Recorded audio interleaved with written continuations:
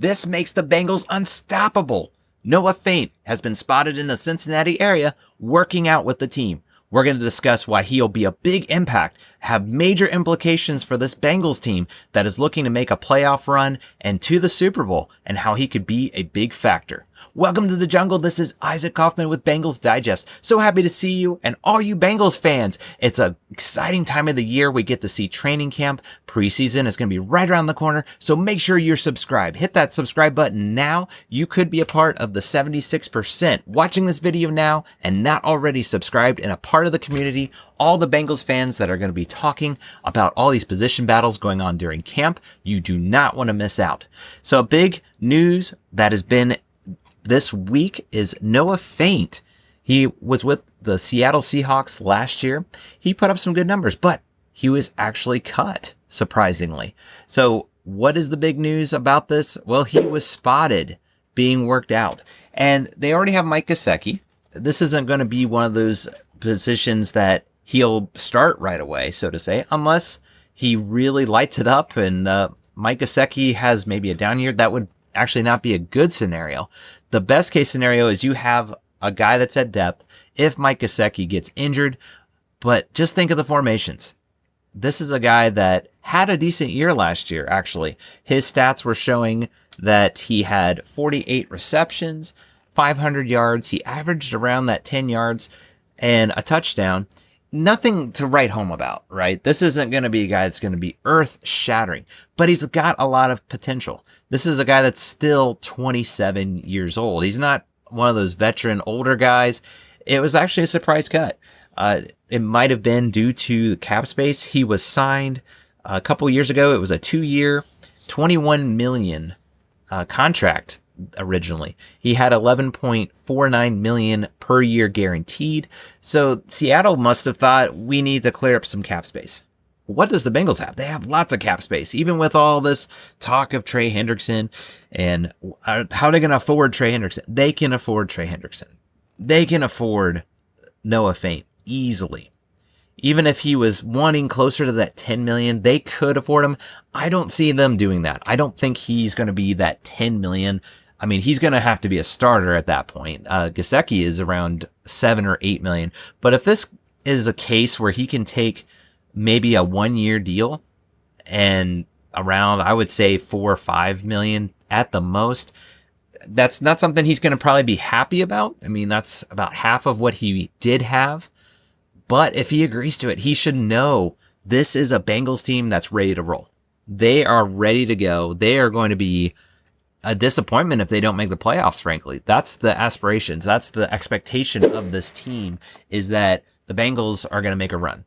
And this offense can do it. The big question mark is going to be defense. That's a whole other topic. But you add a guy like that, how do you stop this offense? Mike Gesicki is already a weapon, but if you could line up double tight ends, what are you going to do in the red zone? That's just insane to me to think about. You've already got, obviously, Jamar Chase. You've got T. Higgins, Mike Gesicki, of course, but you got Chase Brown, who's been a weapon out of the backfield, being that receiver. Andre Yoshavash has been getting a lot of high marks in camp. He could emerge being that number 3 receiver. You've also got Jermaine Burton, a guy that has had his problems off the field, but first round talent, if he could put it together, if he could get the right headspace. So many weapons on this team. If they can put it together, I think he would fit right in. I really do. I feel like that's a no-brainer if you can get him at the right price. Again, if he's wanting that same kind of a deal he had with Seattle, that 10 million, certainly I don't see him being worth that. Why would you pay him more than Gesicki? That just wouldn't make any sense. But there's others that are also feeling the same way. Jamar Chase had something to say concerning signing him. He says at the end of the day, he knows what we have here. So yeah, right there, it's almost a selling point, right? You have Jamar Chase, you have Joe Burrow, you have these guys on an already elite offense. Maybe he feels like he should be a starter. Again, I'm not going to say on this team he's a starter. He might be a starter elsewhere, but that's what makes it exciting. Does he feel like he could, at the end of the day, like you said, he knows what the Bengals are. He knows this is a playoff team. If they can put it together, if they can overcome their defensive woes, from last year. Does he want to win enough? Does he feel like, yeah, I can come in and contribute? That's going to be actually the big question mark. He was drafted in the first round by the Broncos. He played for the Broncos 3 seasons, and then he was with Seattle for 3 seasons. And he's had a pretty decent career. Again, not that first round probably that you would expect from a tight end, but that just goes to show the physical prowess that he has, that talent. And again, he's only 27 years old. I would feel like you would want to add this guy, at least take a flyer on him.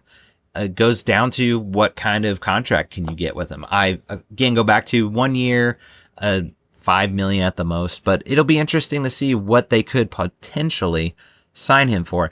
Now, there is one concern. There's a red flag. I'm not going to say this is a total slam dunk of a signing. Again, going back to he was cut. And the reasoning on that, it was brought up to the head coach of Seattle. And this is what makes me a little concerned, a little hesitant. It's Mike McDonald. He said, I'm not going to tell you exactly why. There's multiple reasons. You know, that could be just water under the bridge. Maybe there was some disagreements with how the offense was going. Maybe he felt like he wasn't being used enough. And that could be a problem for the Bengals. Maybe he wants to be a starter somewhere. He has to understand his role if he does come to the Bengals. It could be something more. It could be that locker room. He could have, caused some friction. And that's not good. Obviously, you do not want a guy that's going to come in and wreck this one thing that is gelling for the Bengals. I don't think you can argue they have one of the better locker rooms when it comes to the chemistry, the veterans, the guys that are going to be playing for each other. That's something to consider. Is it more than just they were trying to clear up some cap space? They felt like $10 million was too much for what kind of production he was giving them. I think that's probably what it is. It makes sense anyway, but those comments does throw up a little bit of a red flag. Okay, what are the multiple reasons? He's not wanting to say, though. So that kind of tells you there's some things maybe that have occurred behind closed doors. At the end of the day, it's, what is this front office feeling? Do they want to sign a guy that is going to take up some of that cap space? They've got lots of cap space. They are around $30 million, and the talk is Trey Hendrickson, get him signed, pay him more. They can do that. They could pay Trey Hendrickson $30 million, what is going to be more than his $16 million this year, and that's still going to be plenty of cap space for players like Noah Fant, that they could do that. That's how I feel.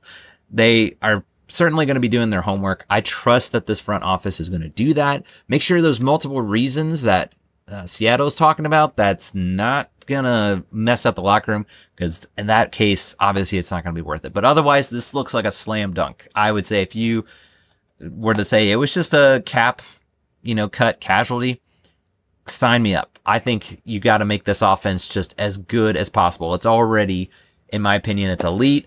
If you look at the rankings, they are considered elite. But why not just go all out? Why not double down on this offense? Make it as good as it possibly can. Tight end might be that weaker point.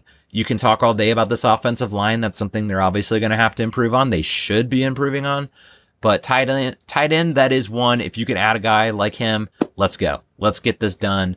Let's get that depth. And again, throw in some double tight end formations. That'll be exciting to watch.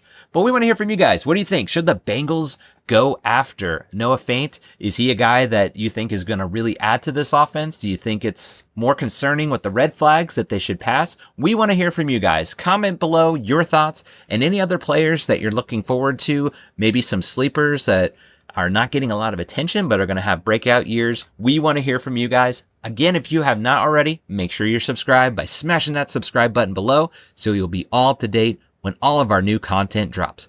That's going to do it for now, guys. As we say, Uday.